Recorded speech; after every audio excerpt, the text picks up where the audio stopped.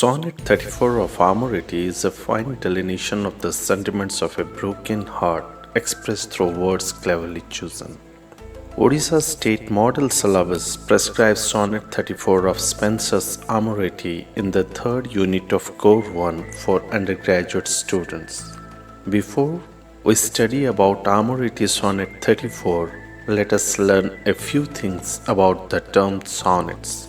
The sonnet is fundamentally a short lyric, a stylized 14-line poem that developed in Italy in the Middle Ages. There are broadly three styles of sonnets: Petrarchan, Spenserian, and Shakespearean. Petrarchan sonnets are most common. They consist of an octave and a sestet. The first 8 lines of a sonnet form the octave, and the last 6 lines make the sestet. The Spenserian sonnet has 3 quatrains and a couplet following a rhyme scheme of AB AB, BC BC, CD CD, EE. Shakespearean sonnet or English sonnet has 3 quatrains and a couplet having rhyme scheme of AB AB, CD CD, EF EF, GG.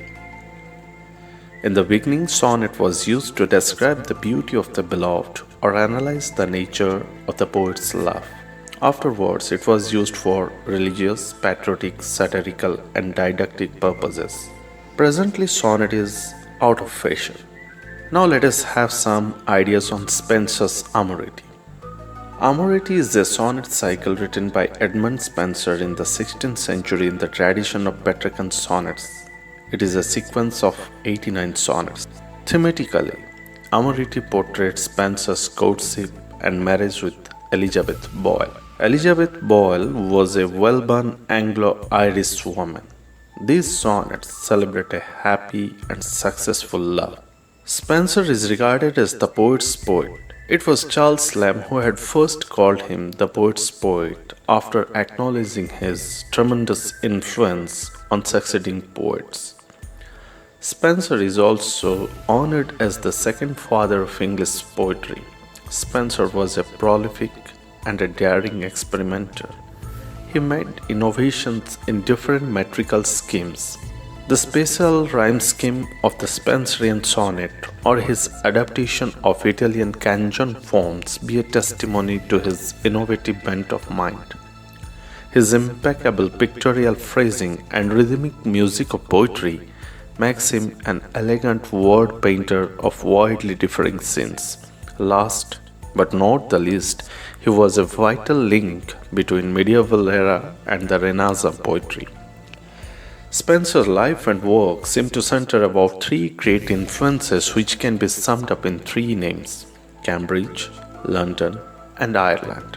Cambridge, where he grew acquainted with the classics and the Italian poets. London, where he experimented the glamour and disappointment of court life. And Ireland, which infused in him the beauty and imagery of old Celtic poetry. In the words of Hazlitt, Spenser was the most poetical. His poetry features a fertile learning imagination wedded to exquisite craftsmanship. The main qualities of his poetry are perfect melody, a rare sense of beauty, a splendid imagination, lofty moral purity, sincerity, and seriousness, delicate idealism, fondness for obsolete words, and a tendency to coin new words. Sonnet 34 produces statements of a broken heart through words cleverly chosen. The said sonnet begins with a simile, like as a sea that through the ocean wide. With such a beginning, the sonnet produces a powerful visual image of a ship floating all alone in the middle of a wide ocean. The somber image sets a tone of loneliness, confusion, and directionless. Spenser uses the analogy of a ship losing its way during a storm to convey the separation between him and his love interest Elizabeth. Spenser uses a simile to compare his beloved to a guiding star. Similarly, the storm is a metaphor for the turbulence experienced in their relationship. The guiding star of life's ship is dimmed in the haziness of a storm and in the troubled waters of sea As a result, life becomes directionless and it goes off course. Again, let me mention the star relates to Elizabeth, the beloved, who is the guiding star to the poet. And the poet's life is represented by a storm-tossed ship which goes off course in the absence of the star's guiding light. In the second quatrain, Spenser introduces the idea of his beloved as a guiding star, a star which guides him through the seas of life. During storms or during the troubles of life, her light is now hidden from him by clouds, leaving him to wander in darkness and dismay. As the clouds are hanging, there is darkness and dismay, and the guiding light of the Lord's star, the guiding star, has been cancelled by the dark clouds of the storm. Without her light, the poet is now in a state of confusion and darkness. He now becomes vulnerable to unseen dangers surrounding him. The storm has left the poet without his beloved to guide him. He misses her bright ray, which can be interpreted as the beautiful, resplendent soul, wit, personality, or any other such personality traits of his beloved, and the clouds are reminiscent of the temporary setbacks in their relationship. The first 8 lines of the sonnet present the poet's current situation of feeling lost in a sea of troubles without guidance and solace. In these 8 lines, there is a downward movement towards despair and sorrow. In other words, a tone of complaint, confusion, and despondency lingers in these lines. However, the sonnet progresses through a tone of sorrow and hopelessness to one of faith and hope. This becomes evident when the last 6 lines reverse the downward mood to anticipate release from the perils and imagine a renewed access to his beloved. Spenser doesn't attribute the storm to his beloved. To Spenser, it is a storm of unquenched desires. On the opposite, he hopes that when this storm is past, she will shine again as his guiding star. There is at line 9 a change in the tone of the sonnet. It changes from hopelessness to hopefulness. The narrator nurtures an ardent hope that he will soon be reunited with Alice, the lodestar of his life.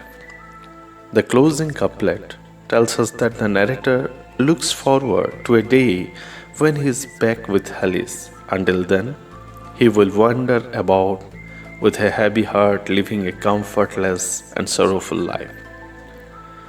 Amoretti sonnets have an avowed intent of immortalizing their subjects.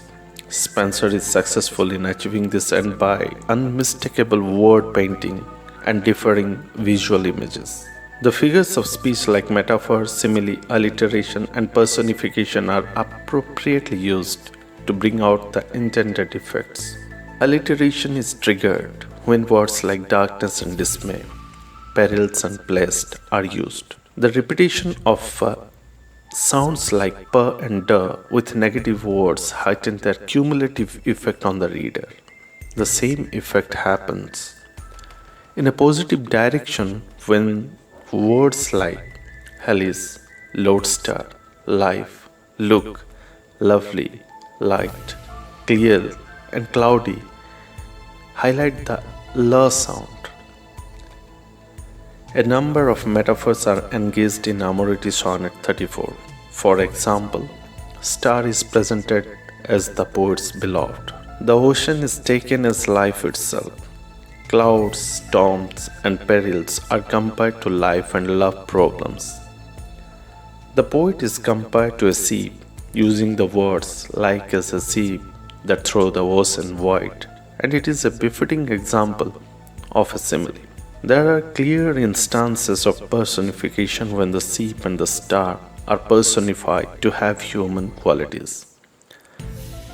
The sonnet follows the rhyme scheme of ABAB, BC, CD, EE.